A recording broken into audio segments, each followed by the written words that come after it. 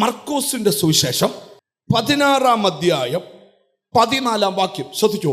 മർക്കോസിന്റെ സുവിശേഷം 16-ാം അധ്യായം 14-ാം വാക്യം. പിന്നത്തേതിൽ 11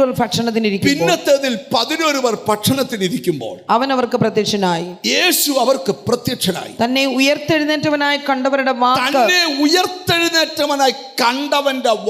വിശ്വസിക്കായികയാൽ അവരുടെ അവിശ്വാസത്തെ ഹൃദയകാഠിന്യത്തെ ശാസിച്ചു. യേശു ഉയർത്തെഴുന്നേറ്റെന്ന് പറഞ്ഞ വാർത്ത വിശ്വസിക്കാൻ പറ്റാത്ത അവരുടെ അവിശ്വാസ തലത്തെ കർത്താവ് ശാസിച്ചു. ഒരാമയും വരുന്നില്ല. ഞാനിവിടെ ഇരിക്കുന്ന ചിലരോട് ദൂത് പറയുക, ആമീൻ. ഒരു പരിധിക്കപ്പുറത്തോട്ട് നിനക്ക് വിശ്വസിക്കാൻ പറ്റിയാൽ നീ വിജയിച്ചു. നിങ്ങൾക്കറിയോ, യേശുക്രിസ്തുവിന്റെ കൂടെ നടന്നപ്പം ഈ രാജഭൃത്യന്റെ കൊച്ചു സൗഖ്യമായപ്പോൾ ഇവന്മാര് കൈയടിച്ച് ആരായി 11 അപ്പോസ്തലന്മാരെ എടാ പോവാന്നേ, യേശുവിൻ്റെ യോഗത്തിൽ പോകണം. എന്തൊക്കെയാ പഠിപ്പിക്കുന്നേ?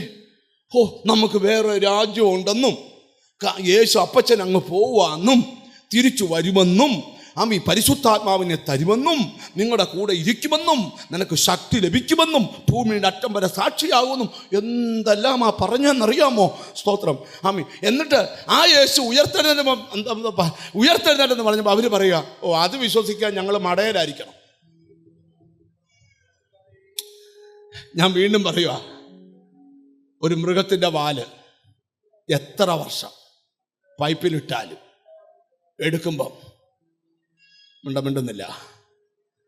എത്ര അത്ഭുതം നിന്റെ ജീവിതത്തിൽ നടന്നാലും, എത്ര അതിശയം നിന്റെ ജീവിതത്തിൽ നടന്നാലും, ഒരു ചെറിയ പ്രശ്നത്തിന് നടുവിൽ നീ ആരായി മാറുന്നു? ഇന്ന് ധ്യാനിച്ച പോകാവൂ. പിശാച് പൊളിച്ചത് നിന്റെ വിശ്വാസ തലത്തെയാ, ഇന്ന് പണിയുന്നത് നിന്റെ വിശ്വാസ തലത്തെയാ. എത്ര പേർക്ക് ആമീൻ പറയാൻ പറ്റും? അസാധാരണമായ ചില കാര്യം ഇന്നത്തെ പ്രാർത്ഥനയിൽ നടക്കുക. യേശു ഉയർത്തെഴുന്നേറ്റ വാക്ക് വിശ്വസിക്കായികയാൽ.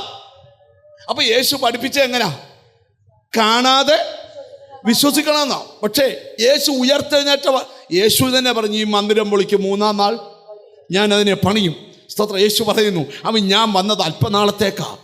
ഞാൻ ഉയർത്തെഴുന്നേൽക്കും, ഞാൻ സ്വർഗത്തിൽ പോവും, നിങ്ങൾക്ക് ഞാൻ സ്ഥലം ഒരുക്കിക്കൊണ്ടിരിക്കുക, വന്ന് നിങ്ങളെ ഞാൻ അവിടെ കൊണ്ടെത്തിക്കും, എനിക്ക് ശുശ്രൂഷ ചെയ്യുന്നവൻ എൻ്റെ കൂടെ ഇരിക്കും.